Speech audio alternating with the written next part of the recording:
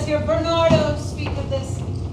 Last night of all, Marcellus and myself, the bell then beating one.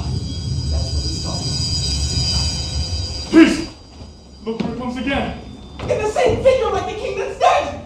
Thou art a scholar. Speak to it, Horatio. Looks it not like the king? Most like. It harrows me with fear and wonder. It would be spoke to! Question it, Horatio. What art thou, that together with that fair and warlike form, in which the majesty of buried Denmark did sometimes march? By heaven, I charge thee, speak. It is offended. See, it stalks away! Nay, speak. I charge thee, speak. 'Tis gone, it will not answer. Compulsatory, those foresaid lands so by her father lost. This, I take it, is the main motive of our preparation, the source of this our watch, and the chief head of this post-haste and rummage in the land. I think it be no other but e'en so. But so, behold, lo, where it comes again. I'll cross it though it blast me. Stay, illusion.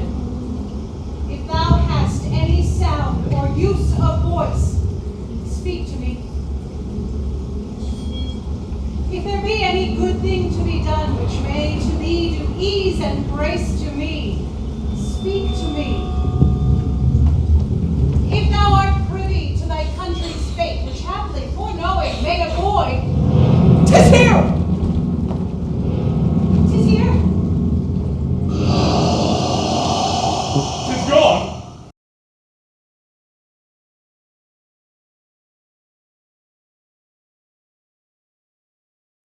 The club is drunkards, and indeed it takes from our achievements.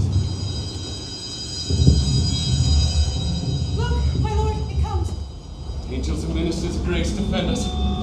Be thou a spirit of health or goblin damned, bring with thee airs from heaven or blast from hell.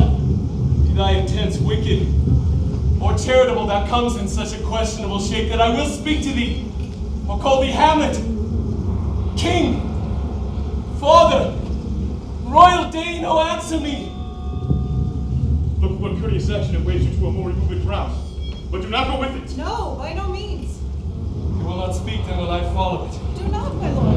Why? It should be the fear I do not set my life at a pin's feet. And for my soul, what can it do to that being a thing immortal as itself? But what if it should tempt you toward the flood, my lord, or draw you into madness? It waves me still. Go on, I'll follow thee.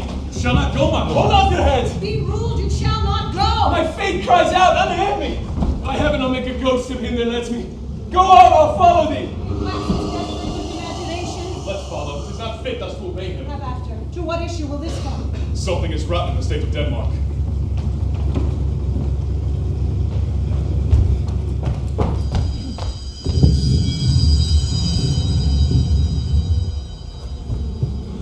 My hour is almost come, when I to sulphurous and tormenting flames must render up myself. Alas, poor ghost. Pity me not, but lend thy serious hearing to what I shall unfold. Speak, I am bound to hear. So art thou to revenge when thou shalt hear. What?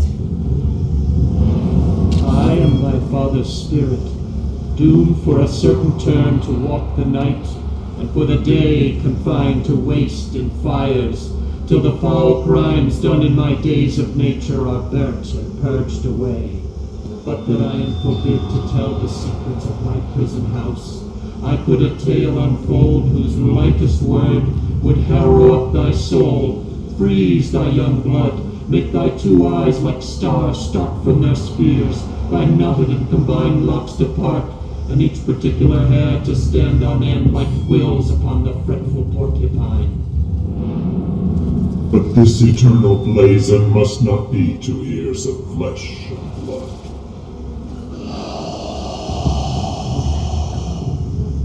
List, list, oh list, if thou didst ever thy dear father love. Revenge is foul and most unnatural murder. Murder most foul, as in the best it is, but this most foul, strange, and unnatural. Haste me to hear it, that I may sweep to my revenge. 'Tis given out that sleeping in my orchard a serpent stung me. But no, noble youth, the serpent that did sting thy father's life now wears his crown. Prophetic soul, my uncle! That incestuous, that adulterate beast, with witchcraft of his wit, with traitorous gifts, oh, wicked wit and gifts, that have the power so to seduce, one to his shameful lust, the will of my most seeming virtuous queen.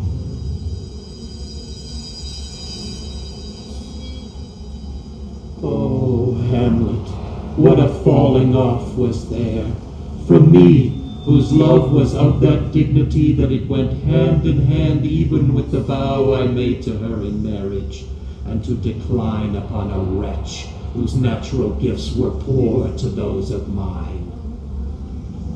Soft, I scent the morning, brief let me be. Sleeping within my orchard, my custom always of the afternoon, upon my secure hour thy uncle stole, with juice of cursed Hebena in a vial, and in the porches of mine ears did pour the leprous distilment, whose effect holds such an enmity with blood of man, that swift as quicksilver it courses through the natural gates and alleys of the body. Thus was I sleeping by a brother's hand, of life, of crown, of queen at once dispatched. If thou hast nature in thee, bear it not. Let not the royal bed of Denmark be a couch for luxury and damned incest.